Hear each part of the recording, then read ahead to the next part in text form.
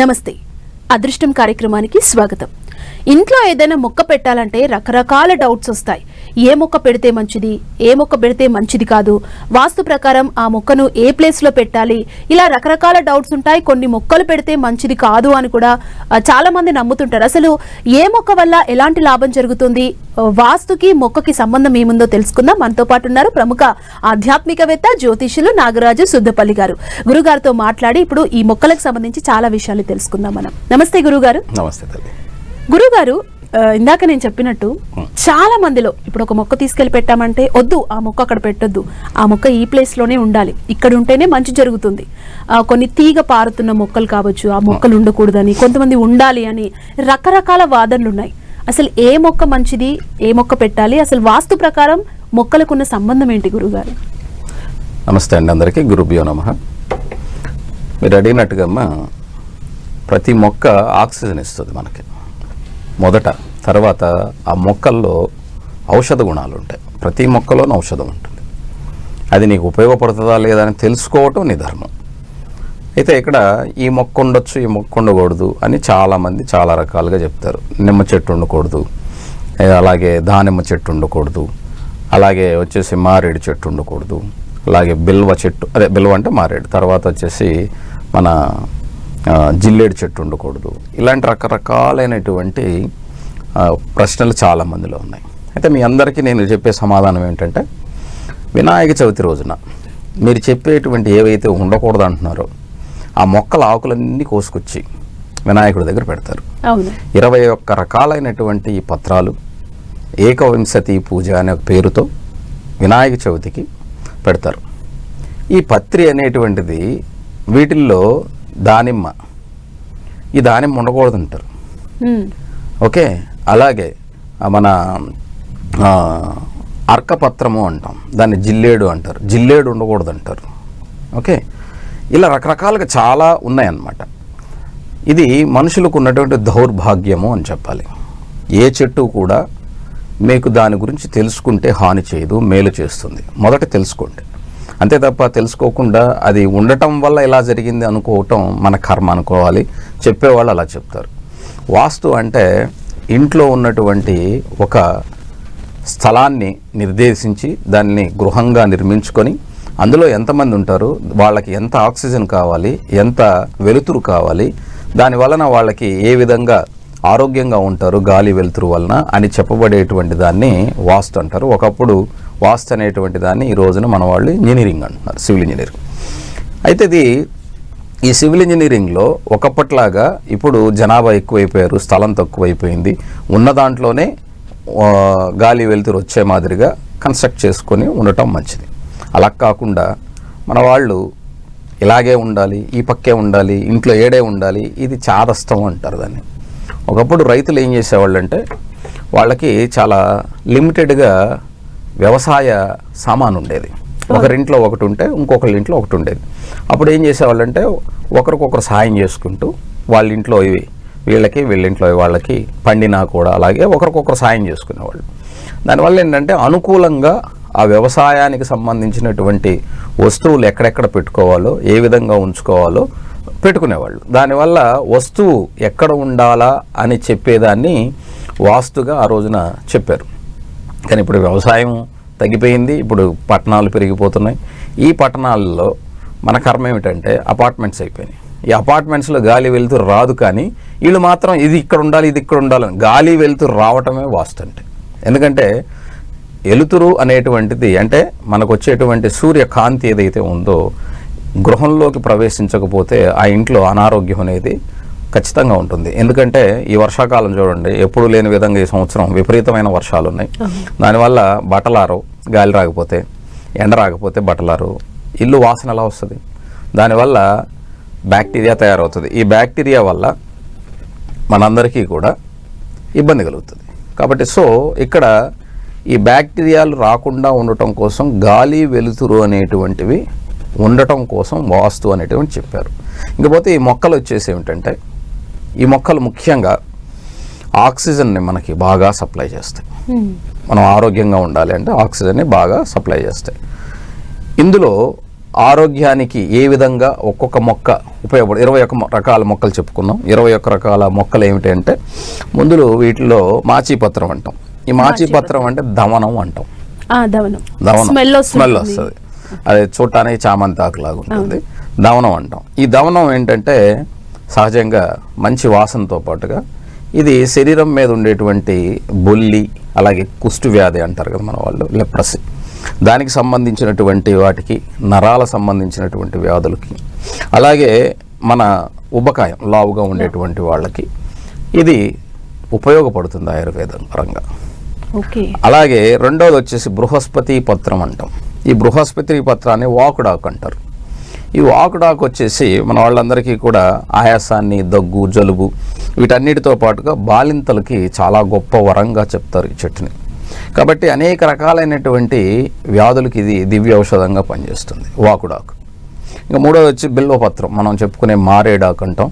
అందులో మహాబిల్వం అయితే చాలా బాగా గొప్పగా పనికొస్తుంది.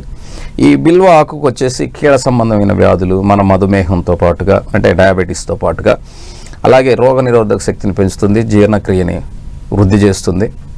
అలాగే మనకున్నటువంటి ఇక్కడ నీటిని, బ్యాక్టీరియాని, వాటర్లో ఉన్న బ్యాక్టీరియాని శుద్ధి చేస్తుంది.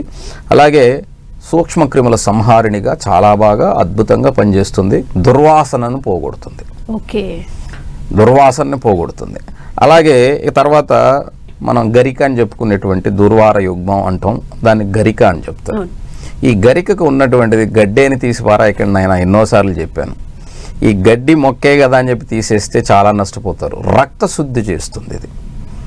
ఈ రక్తశుద్ధితో పాటుగా అజీర్తి వ్యాధులు ఏవైతే ఉన్నాయో వాటిని పోగొడుతుంది. అలాగే చర్మ రోగాలతో పాటుగా సోరియాసిస్ లాంటి వ్యాధుల్ని కూడా ఇది పోగొడుతుంది. అంటే చర్మం మీద ఉండేటువంటి ఇబ్బందుల్ని పోగొడుతుంది. కాబట్టి ఈ గరికలో ఎంత గొప్ప శక్తి ఉందో చూడండి. ఒక గడ్డిలో ఇన్ని ఔషధ గుణాలు ఉన్నాయి. తర్వాత దుత్తర పత్రం అంటాం, దాన్ని ఉమ్మెత్త అంటారు. ఉమ్మెత్త ముళ్ళకాయలాగా ఉంటాయి. అది ఆ కాయ తింటే చచ్చిపోతాం. It's very poisonous. కానీ ఆకుని, పువ్వుని చాలా గొప్పగా ఉపయోగించుకుంటారు. ఒకప్పుడు అందరూ ఊర్లలో ఈ పొగాకుతో చుట్టలు తాగేవాళ్ళు ఉండేవాళ్ళు. ఈ చుట్టలు తాగేవాళ్ళు ఏం చేసేవాళ్ళు అంటే ఈ ఆకుని బాగా పండిన తర్వాత, చెట్టుకు పండాక దాన్ని తెచ్చి ఎండబెట్టి దాన్ని చుట్టగా చుట్టుకొని తాగేవాళ్ళు, ఆయాసం తగ్గుతుందని ఆ రోజుల్లో. తర్వాత దాని పువ్వు వాసన చూడటం వల్ల మన మైండ్ కంట్రోల్లోకి వస్తుంది. ఎమోషన్స్ హైలీగా ఉన్నప్పుడు మనకు చాలా కోపంగా ఎదుటి వాళ్ళ మీదకి ఏందో ఒక ఆవహించినట్టు వెళ్తాం ఒక్కోసారి. అలాంటి ఎమోషనల్స్ని కంట్రోల్ చేస్తుంది ఆ వాసన. కాబట్టి ఈ యొక్క ఉమ్మెత్త అనేటువంటి దాని పేరే ఉన్మెత్త, అంటే నీ ఉన్మాదాన్ని తగ్గించేటువంటిది అని అర్థం. ఉమ్మెత్త అంటాం. కాబట్టి అది నీకు ఊపిరితిత్తులతో పాటుగా నీ ఆయాసాన్ని తగ్గించేదానికి, ఉబ్బసం తగ్గించేదానికి ఉపయోగపడుతుంది. అలాగే మానసిక స్థితిని నుంచి బయటపడేదానికి ఉపయోగపడుతుంది. తర్వాత బదరీపత్రం అంటాం. ఇది రేగాకు. ఈ రేగాకు చాలామందికి తెలియదు. దీని మీద రీసెర్చ్ ఉంది. మీరు వెళ్ళి చదివితే దీన్ని జుజుబీ అంటారు సరదాగా.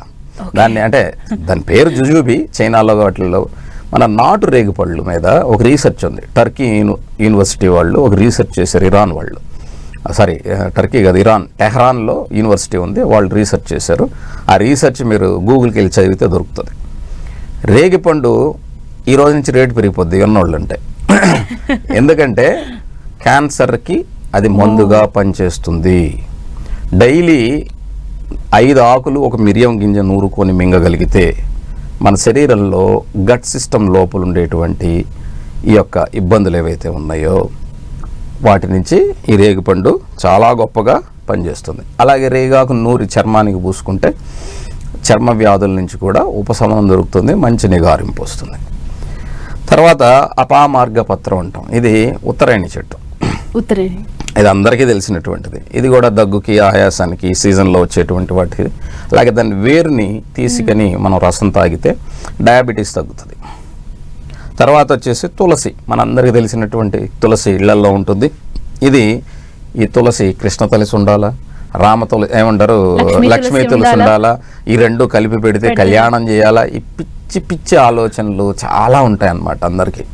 ఆ రెండు ఉంటే ఏమవుతుందంటే కృష్ణ తులసిలో చాలా స్ట్రాంగ్గా అయినటువంటి కెమికల్ ఉంటుంది. కెమికల్ అంటే దాంట్లో ఉండేటువంటి ఔషధ గుణం చాలా స్ట్రాంగ్గా ఉంటుంది.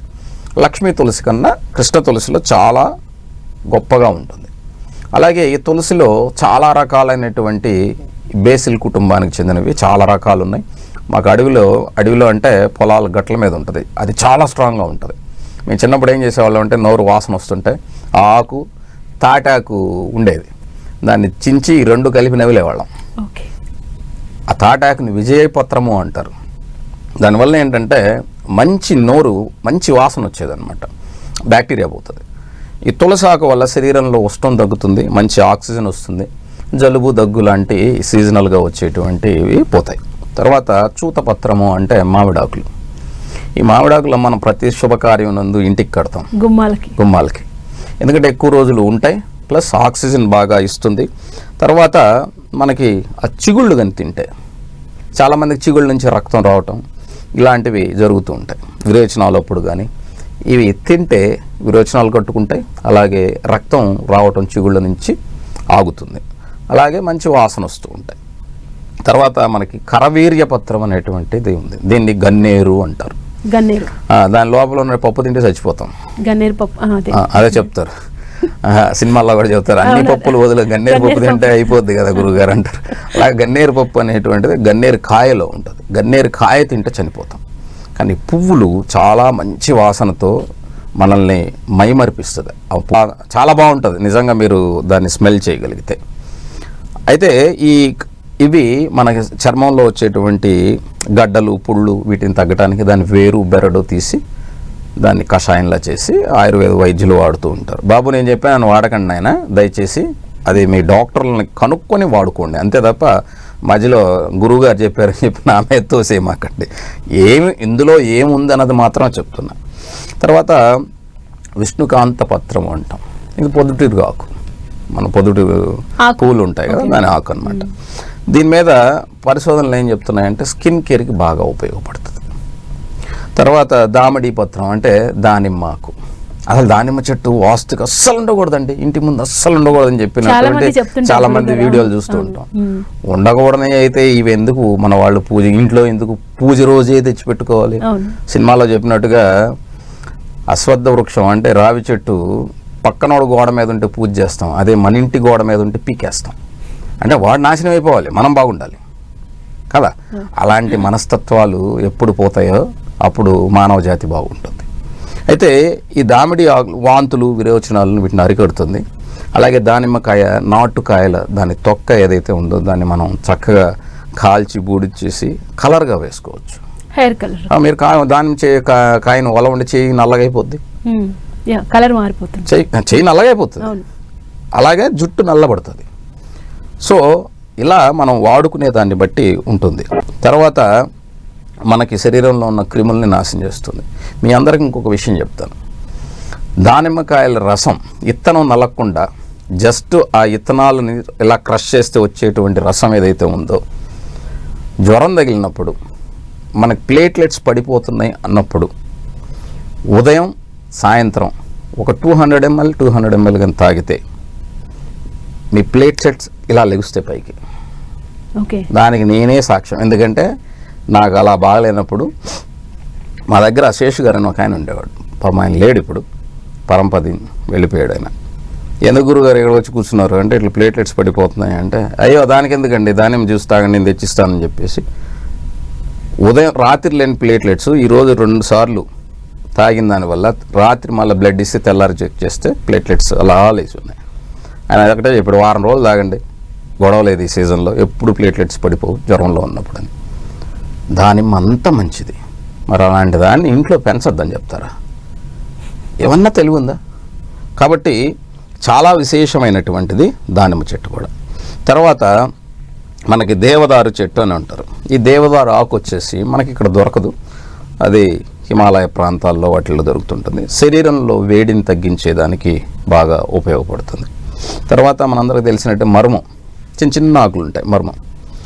ఈ వాసన పీల్చడం వల్ల మన మానసిక ఒత్తిడి అంటే మనం టెన్షన్స్ ఆ స్మెల్కి కూల్ అవుతుంది, మానసిక ఒత్తిడి అనేది తగ్గుతుంది. తర్వాత వావిలాకు అని అంటారు, ఊర్లలో ఉంటుంది, దాన్ని సింధువార పత్రం అంటారు. వామిటాకు వేరు వావిలాకు వేరు. ఈ వావిలాకు వచ్చేసి కీళ్ళ నొప్పులకు మంచిది. నిజమే, ఈ వావిలాకు వచ్చేసి ఊళ్ళల్లో ఏం చేస్తారంటే తలలో పేలు కూడా పోతాయి. కోడికి పేలు పడ్డాయని ఈ వావిలాకులు తెచ్చి పొదిగేసేటప్పుడు వేస్తారనమాట. అంటే పొదిగేటప్పుడు గుడ్ల మీద ఉన్నప్పుడు పేలు వస్తాయి, అది అక్కడే ఉంటుంది కాబట్టి. దానివల్ల ఆ పేలు ఇళ్ళంతా వస్తాయని ఆ వావిలాకు తెచ్చి దాని ఆ బుట్టలో వేసి కోడిని పొదగేస్తారు. ఎందుకంటే ఆ పేలు స్ప్రెడ్ అవ్వకుండా ఉండటం కోసం, అంటే వాసనకు అవి చచ్చిపోతాయి. అంటే మనకు కూడా పేలు ఉపయోగపడుతుంది. అలాగే కీళ్ళ నొప్పులకి దాంతో పాటుగా కొన్ని నూరి కాళ్ళకు కట్టుకుంటారు.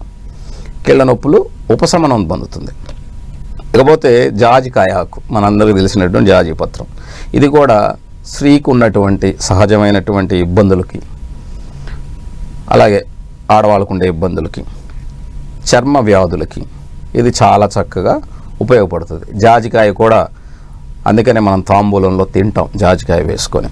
ఎందుకంటే అది నెట్ మగ్ అంటారు కదా, అది పురుషులకు చాలా విశేషంగా అద్భుతంగా మన శరీరంలో పనిచేసి శుక్రకణాల ఉత్పత్తికి చాలా గొప్పగా ఉపయోగపడుతుంది. అందువల్ల ఆ ఆకు కూడా, ఆ చెట్టు ఉంటేనే కదా ఆకు వచ్చేది, కాయ వచ్చేది, కాబట్టి పెంచుకోవచ్చు. తర్వాత గండకి పత్రం అంటాం. దీన్ని అడవి మొల్ల అనేటువంటి చెట్టు. ఇది చాలామందికి ఊరుకుని పాస్ వస్తుంది. వాటిని అరికట్టడం కోసం, ఈ అతిమూత్ర వ్యాధిని అరికట్టడం కోసం మన వాళ్ళు దీన్ని ఉపయోగించుకునేవాళ్ళు. తర్వాత సెమీపత్రం అంటాం. దీన్ని జమ్మి చెట్టు అంటారు. మనకి ఈ జమ్మి చెట్టు గురించి అందరికీ తెలుసు. ఈ జమ్మి చెట్టు వచ్చేసి మహాభారతంలో అరణ్య పర్వంలో నుంచి విరాట్ పర్వానికి వెళ్ళేటప్పుడు వాళ్ళ ఆయుధాలన్నీ కూడా మూటగట్టి ఒక చెట్టు మీద ఉంచారు అని చెప్తారు. ఇదే విజయదశమికి ఆ మూట దించి విజయుడు అందులోంచి గాంధీవాన్ని తీసి, మన వాళ్ళందరికీ తెలుసు వీటి గురి మీద కౌరవులకి యుద్ధానికి వెళ్తాడని చెప్పేసి విరాట్ కొడుకుని తీసుకొని వెళ్తాడని, మనందరికి ఉత్తరాన్ని తీసుకొని వెళ్తాడని కథ తెలుసు. ఆ జమ్మి చెట్టుని మన వాళ్ళందరూ కూడా లక్ష్మీ స్వరూపంగా పూజిస్తారు. ఆ జమ్మాకుని మన వాళ్ళు బంగారంగా అందరూ ఈ యొక్క విజయదశమికి పంచుకుంటారు. కాబట్టి ఈ జమ్మి చెట్టు పుల్లని వాడటం వల్ల నోటి వ్యాధులు అనేటువంటివి పోతాయి. అలాగే తుమ్మ చెట్టు కూడా ఉపయోగపడుతుంది. దాన్ని బబుల్ ట్రీ అంటారు, అది పక్కన పెట్టండి. ఇది ఉపయోగపడుతుంది. ఇంట్లో పెంచుకునే వాటిల్లో ముళ్ళ చెట్టు అయినప్పటికీ కూడా ఇవి ఉపయోగపడతాయి. తర్వాత మనందరికీ తెలిసినటువంటి రావి ఆకు చెట్టు, అశ్వత్థ పత్రం అంటాం. ఈ అశ్వత్థ పత్రం వచ్చేసి సాక్షాత్ త్రిమూర్తి స్వరూపంగా చెప్పబడేటువంటి ఈ చెట్టు, ఇది చాలా ఔషధ గుణాలు ఉన్నటువంటిది. అందుకనే మన వాళ్ళందరూ కూడా రావి చెట్టు కింద ఉండేటువంటి ప్రతిమలకి ఆ గాలిని పీల్చడం కోసం, ఆయన రావి చెట్టు కిందకి వెళ్ళి ఒక 108 ప్రదక్షిణలు చేయరా, అక్కడ ఏదో ఒకటి ఉంటే ప్రదక్షిణ చేయమని చేయడు కూడా. అందుకని ఒక విగ్రహం పెడతారు. పెట్టి ఆ 108 ప్రదక్షిణలు 42 రోజులు చేయనైనా నీకు తప్పకుండా ఉపశమనం కలుగుతుంది. రావి ఆకుల్లోనూ రావి కాయల్లోనూ చాలా విశేషమైనటువంటి గుణాలు ఉన్నాయి. అందుకే రావి ఆకుల్ని మన వాళ్ళు పూర్వీకులు ఏం చేసేవాళ్ళు అంటే, అంటే మన ఇంట్లో ఏదైనా ఒక శుభకార్యం జరుగుతుందనుకోండి, కుడుములు వండేవాళ్ళు. కుడుముల్ని ఏం చేసే, ఇప్పుడంటే ఇడ్లీ పాత్రలో పెట్టేస్తున్నారు మీరంతా, కానీ ఆ రోజుల్లో కుండలో గడ్డి పెట్టి నీళ్లు పోసి స్టీమింగ్ కోసం ఈ ఆకులకి ఈ పిండి పెట్టి చాలా జాగ్రత్తగా లేయర్స్గా పేర్చి స్టీమ్లో వండేవాళ్ళు. దాన్ని కుడుములు అనేవాళ్ళు. ఈ రావి ఆకుల్లో ఉండేటువంటి ఔషధ గుణాలతో ఆవిరితో ఉడకటం వల్ల అది చాలా గొప్పగా రుచితో పాటుగా చాలా గొప్ప విశేషమైన లక్షణాన్ని ఇచ్చేది. దానివల్ల రావి చెట్టుని ఉపయోగించుకునేవాళ్ళు. ఇకపోతే రావి చెట్టు తర్వాత అర్జున పత్రం అంటే, దీన్ని మధ్య ఆకు అంటారు. మన వాళ్ళందరికీ తెలుసు.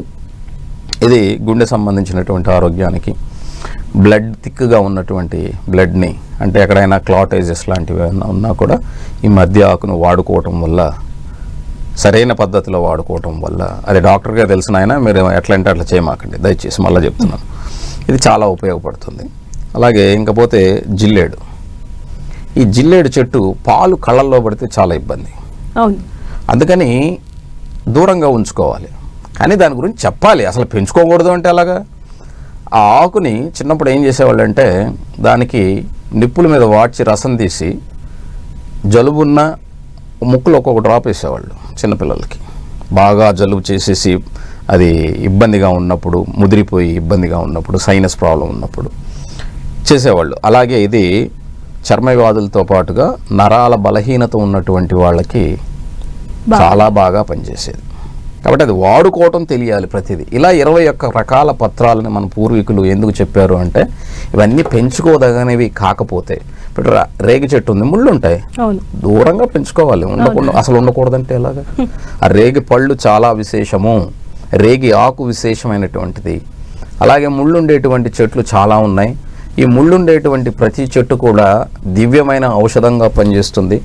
ఇది మీరు కానీ చూసినట్లయితే ఒక చెట్టు ఉంటుంది, తెలంగాణ ప్రాంతంలో చాలామందికి తెలుసు. దాన్ని మన వాళ్ళంతా కొండ కసింద అని పిలుస్తూ ఉంటారు. ఆ చెట్టు అంతా కూడా రేగి ముళ్ళుతో నిండినట్టు ఉంటుంది. ఆకులు వచ్చేసి నిమ్మాకు వాసన వస్తుంది. చూడటానికి బిల్వాకులాగా ఒక కాడకు 3 ఆకులు ఉంటాయి. దాని ఆకు కూడా కింద ముళ్ళు ఉంటాయి. దీని గురించి మీరు వెళ్ళి చదవండి. దాని పేరు టొడాలియా ఏసియాటికా అనేటువంటి ఒక శాస్త్రీయ నామం. మీరు ఇంగ్లీష్లో గూగుల్లో వెళ్ళి సెర్చ్ చేయండి. అద్భుతమైన రీసెర్చ్ ఉంటుంది దాని మీద. ఎందుకో తెలుసా? క్యాన్సర్కి మందు అది, రక్తాన్ని శుద్ధి చేస్తుంది, హెచ్ఐవికి మందు అది, మలేరియాకి మందు అది, anti malaria, anti HIV, anti cancer. ఇది అబద్ధం కాదు. ఆ మొక్కని కాపాడుకోండి, నిజం చెప్తున్నాను. ఆ మొక్క వేరుని కషాయం కాసుకొని తాగితే ఒక 200 ml వాటర్లో ఒక అంగుళం ముక్కను వేసి మనం కషాయం కాసుకొని డైలీ తాగగలిగితే దానివల్ల ఎటువంటి చెడ్డ లేదు, చాలా మంచిది. రక్తం శుద్ధి జరుగుతుంది. మన శరీరంలో రక్తంలో ఉండేటువంటి బ్యాక్టీరియా, వైరస్ లాంటివి ఏమైనా ఉన్నా, మన శరీరంలో చెడు ఉన్నా కూడా అది బయటికి పంపించేస్తుంది. ఇందులో ఎటువంటి చెడు లేదు, ఎటువంటి హాని కలగదు. మీరు హాయిగా దాన్ని తీసుకోవచ్చు. కానీ వైద్యుడిని అడిగి మాత్రమే చేయండి దయచేసి. నేను చెప్పాను మాత్రం చేయకండి. కాబట్టి మొక్కల్ని కాపాడండి. ఆ మొక్క ఉండకూడదు, ఈ మొక్క ఉండకూడదు అలా చెప్తే మన దగ్గరికి కూడా రానికండి. నిజం చెప్తున్నాను. మన చుట్టుపక్కల ఉండేటువంటి ఊర్లలో పిచ్చి మొక్కలుగా చూస్తూ ఉంటాం, మనం కొట్టిపారేస్తూ ఉంటాం. వాటిల్లో దివ్యమైనటువంటి ఔషధాలు ఉంటాయి. ఒకప్పుడు మేమందరం కూడా మా విలేజ్లో మాకు వామితొడ్డు ఉండేది. అంటే పశువుల కోసం వేసేటువంటి వాములు, అంటే మేత ఆహారాన్ని ఉంచేటువంటి వాములు అంటాం, పెద్ద పెద్ద వాటిని. వాటికి సపరేట్గా ఒక దొడ్డి అంటే ఒక ప్లేస్ పెట్టుకునేవాళ్ళం. ఆ ప్లేస్లో విపరీతంగా అటుకు మామిడి వచ్చేది. మా ఇంట్లో వారానికి ఒకసారి ఉండేది. అది తిన్నంతకాలం అందరూ బాగున్నారు. దాన్ని ఈ రోజున పునర్నవ అనేటువంటి పేరుతో మీరు అందరూ ఆహా ఓహో అని చెప్పుకుంటున్నారు అనమాట. కిడ్నీల వ్యాధికి మంచిదని, శరీరంలో ఉన్నటువంటి ఏది డ్యామేజ్ అయినా కూడా అది మళ్ళీ తిరిగి పునర్జీవం చేస్తుందని. అది మన పూర్వీకులు తిన్నదేనాయన. అలాగే మన పొలాల్లో చాలా రకాలైనటువంటి ఆకుకూరలు దొరుకుతాయి. ఈ ఆకుకూరలు కూడా మనకి చాలా విశేషమైన, తోటాకు దగ్గర నుంచి, గోంగూర దగ్గర నుంచి, చెంచలాకు దగ్గర నుంచి, గురుగాకు దగ్గర నుంచి చాలా బోలెడు ఆకులు ఉన్నాయి. ఈ ఆకులన్నీ కూడా విశేషంగా మనం తినవచ్చు, అవి తెలిసి ఉండాలైతే. అలాగే చాలామంది, నిన్న ఒక ఆయన అడిగాడు నన్ను, గురుగారు యూట్యూబ్లో పుట్టగొడుగులు తినకూడదని చెబుతున్నారు, మీరేమో తినమని చెబుతున్నారు, ఏంటి గురుగారు అని. వాళ్ళు ఒక కథ చెప్తే నేను ఇంకొక కథ చెప్తా. కథ కాదు ఇక్కడ. పుట్టగొడుగులు తినచ్చా లేదా అన్నది మీరు వెళ్ళి రీసెర్చ్ చేసి అడగండి.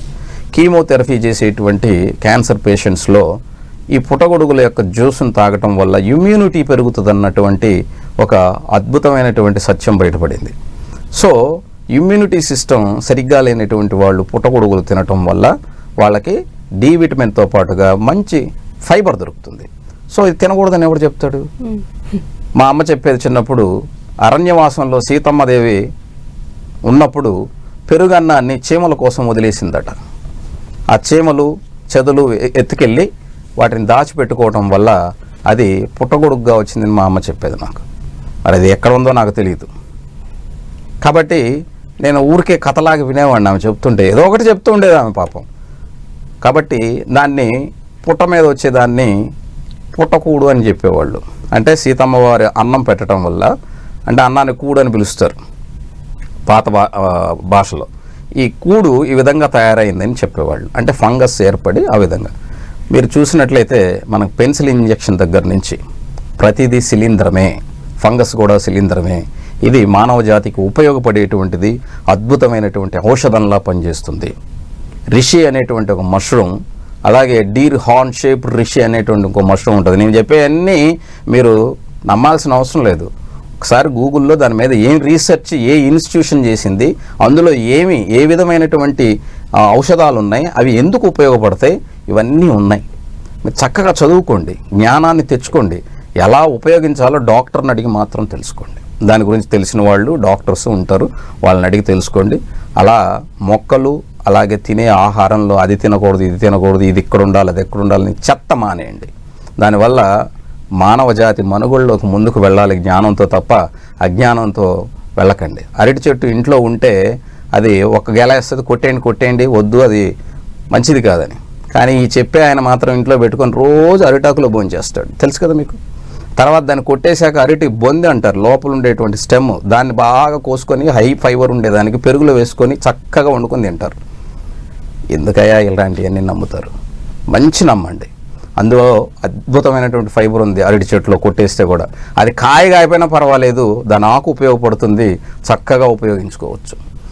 తర్వాత అది పడిపోతుంటే దాన్ని కొట్టేసామనుకోండి, లోపల ఉన్న స్టెమ్ని అద్భుతంగా ఉపయోగించుకొని తినచ్చు. ఇలాంటి ఎన్నో అద్భుతమైనటువంటివి అరటిలో ఉంది. అరటి చాలా గొప్పది. కాబట్టి అరటి ఒక పిల్లకేస్తుంది, ఒక గెలేస్తుంది, ఇలాంటి కథలు చెప్పే వాళ్ళ మాటలు నమ్మకండి. అన్నీ శుభ్రంగా పెంచుకోవచ్చు. కాకపోతే ముళ్ళుండే చెట్లు, పాలు కళ్ళల్లో పడితే చిన్నపిల్లలు ఉంటారు కాబట్టి వాళ్ళకు దూరంగా పెంచుకోవటం, మన ఇళ్ళకి కాకపోయినా మన పొలాల్లో లేకపోతే మనకున్నటువంటి స్థలంలో జాగ్రత్తగా పెంచుకోవటం అన్నది మంచిది. మొక్కల్ని కాపాడండి, వాటిని అది మిమ్మల్ని రక్షిస్తాయి. అందుకే చెప్తారు వృక్షో రక్షతి రక్షతః అని. అంటే అవి రక్షిస్తే, వాటిని మనం రక్షిస్తే అవి మనల్ని రక్షిస్తాయి. నిజమే కదా, ఆక్సిజన్ లేకపోతే చచ్చిపోతాం. కాబట్టి తప్పకుండా వృక్షో రక్షతి రక్షతః, అంతే తప్ప అది ఉండకూడదు ఇది ఉండకూడదు అంటే నమ్మకండి. థ్యాంక్ యూ గురుగారు. ఈరోజు ఎపిసోడ్ చాలా ఇన్ఫర్మేటివ్ ఎపిసోడ్ లాగుంది. అంటే ప్రతి ఒక్కరు తెలుసుకోవాల్సిన విషయాలు చాలా చక్కగా మీరు వాటి ఉపయోగాలతో సహా తెలియజేసినందుకు ధన్యవాదాలు గురుగారు. నమస్తే.